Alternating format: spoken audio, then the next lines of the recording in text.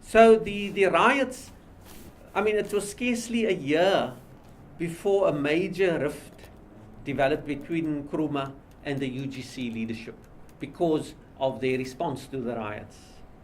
Nkrumah wanted radical action, and before they could expel him, he resigns.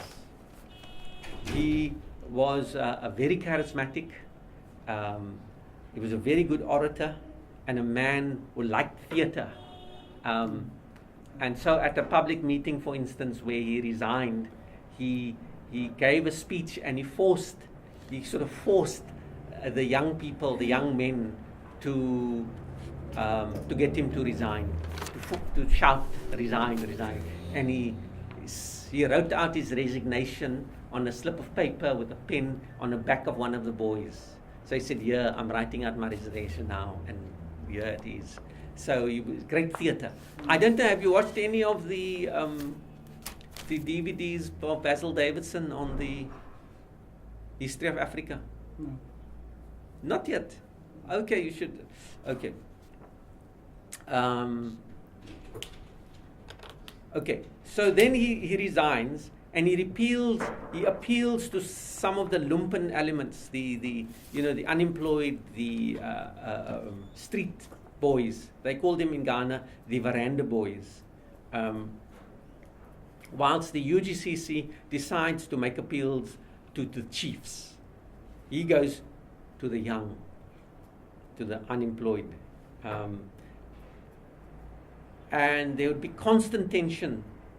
For the UGC, there would be constant tension between them and the chiefs. He establishes an organization called the CPP. Once he leaves the UGCC, Nkrumah establishes an organization called the Convention People's Party. Okay? And the slogan that they use immediately is self-government now and positive action. So self-government now and positive action after the establishment in 1949. And they issue a newspaper called the Accra Evening News.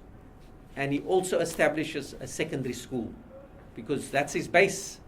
Kids who have no schooling, poor schooling, dropouts, real foot soldiers who can act for his party.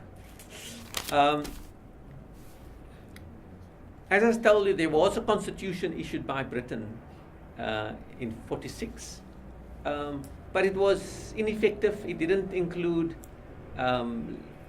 any concern for the locals, and the limitations of this constitution becomes clear with the 1948 riots.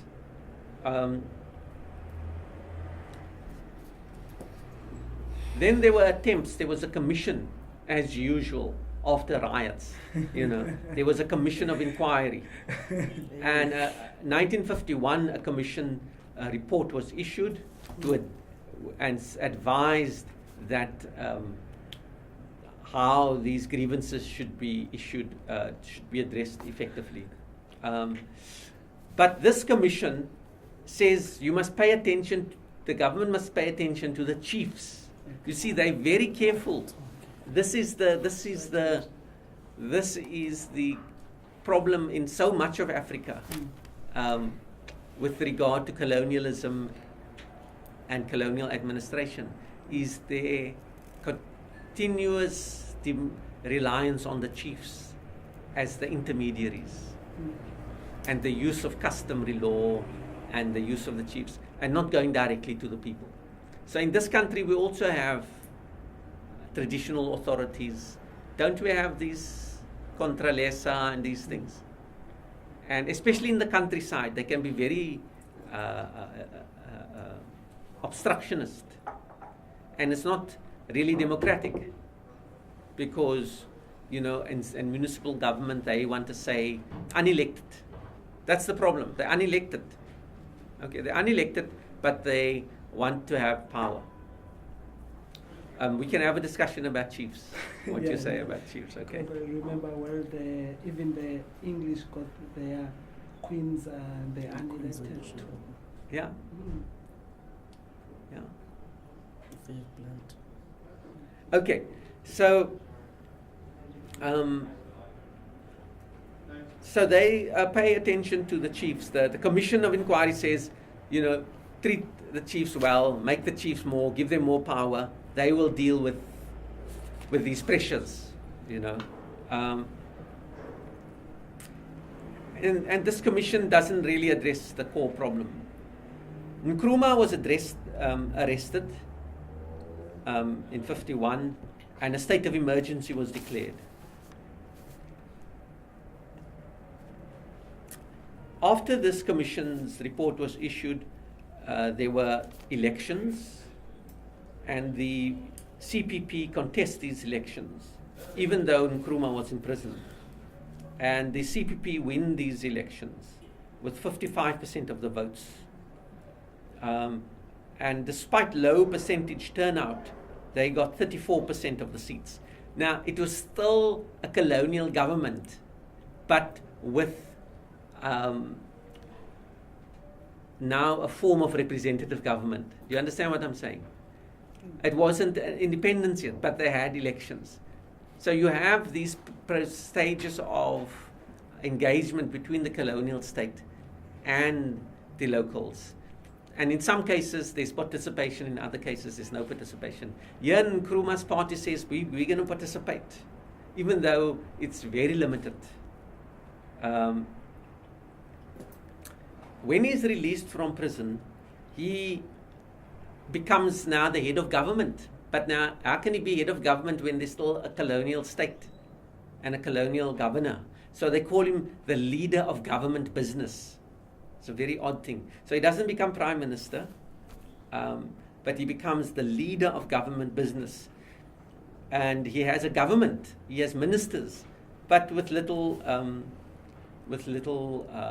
impact. Then there are again elections in 1954. Nkrumah wanted independence immediately, but the British wanted a more gradual approach. So they had new elections in 54, which the CPP won again. It had thought that it'd be able to foster other parties, or smaller parties would come in and split and reduce the power of the CPP. But in that election in 54, the CPP won 72 out of the 104 seats. Yeah. So you say he was arrested in 1951. Which year he was arrested? Just before the, I don't have my notes here, this note here. He was, during the 51 elections, he was still in prison. I think he was released by 52, 53. Because by the next election, yeah, he was about 52. Yeah. Can you tell me about 1952? He was elected in a secret ballot by the post. Can you tell me about that?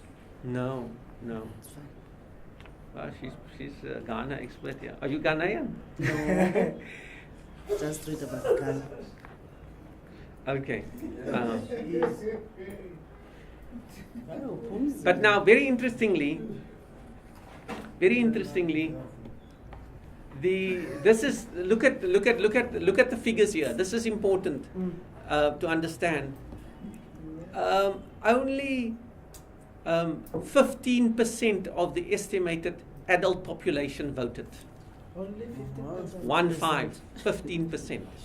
You know what the figure is in South Africa for this election, eh? No.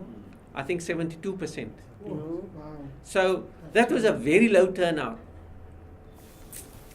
59% of those registered to vote did not vote. Yeah.